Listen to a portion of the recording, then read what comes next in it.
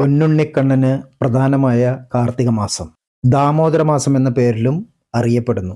2025 കാർത്തിക മാസം ആരംഭിക്കുന്നത് ഒക്ടോബർ 8 മുതലും അവസാനിക്കുന്നത് നവംബർ 6 ശ്രീകൃഷ്ണ ഭഗവാന് പ്രിയപ്പെട്ട മാസമാണ് കാർത്തിക മാസം. ചാതുർമാസികാലത്തിന്റെ അവസാന മാസവുമാണ്. കൃഷ്ണന്റെ ബാല്യലീലകൾ കൂടുതൽ നടന്നത് കാർത്തിക മാസത്തിലാണെന്ന് പറയപ്പെടുന്നു. രാധാദേവിയാണ് കാർത്തിക മാസത്തിന്റെ അധിപതി. രാധാദേവിയെ ആരാധിക്കുന്നവർ കൃഷ്ണപ്രീതിക്കും പാത്രമാകും. കാർത്തിക മാസത്തിൽ എത്ര ചെറിയ ഈശ്വര സേവനം നടത്തിയാലും അതിന്റെ 1000 മടങ്ങ് ഫലം ഭഗവാൻ തരും എന്നാണ് വിശ്വാസം. കൃഷ്ണാവതാരത്തിലെ പ്രധാന ഭാഗമാണ് ദാമോദര ലീലയായി അറിയപ്പെടുന്നത്.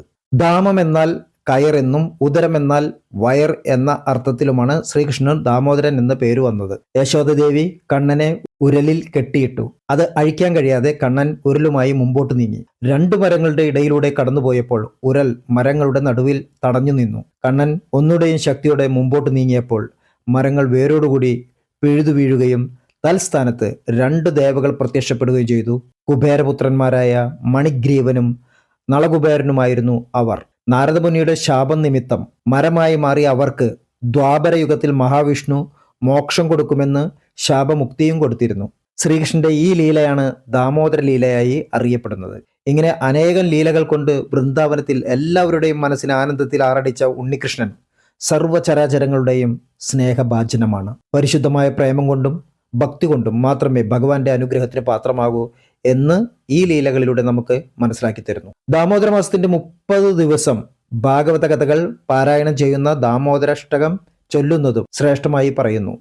വ്യാസന്റെ പത്മപുരാണത്തിലാണ് ദാമോദരാഷ്ടക ശ്ലോകങ്ങൾ രചിച്ചിരിക്കുന്നത്.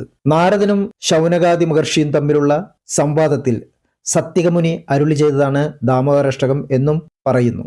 മഹാവിഷ്ണുവിന്റെ പ്രിയ ഭക്തനാണ് സത്യകമുനി. അതുകൊണ്ട് തന്നെ ദാമോദരാഷ്ടകം ഭഗവാന് പ്രിയപ്പെട്ടതാണെന്ന് ആചാര്യന്മാർ സമർത്ഥിക്കുന്നു. രാധാകൃഷ്ണ രൂപത്തെയോ ദാമോദര രൂപത്തെയോ നെയ്വിളക്ക് കത്തിച്ച് മംഗളാരതി ചെയ്യുന്നതും ദാമോദരാഷ്ടകം ചൊല്ലുന്നതും അഭിവൃദ്ധിയും സൽകീർത്തിയും സമ്പന്നതയും നേടിത്തരുന്നു. മനഃശുദ്ധീകരണമാണ് കാർത്തിക മാസത്തിന്റെ ലക്ഷ്യം. ഇത് ചതുർമാസ്യത്തിന്റെ മഹത്വം കൂടിയാണ്. കനത്ത പേമാരിയും കഷ്ടതകളും നിറഞ്ഞ മാസങ്ങളാണ് ചതുർമാസ്യക്കാലം.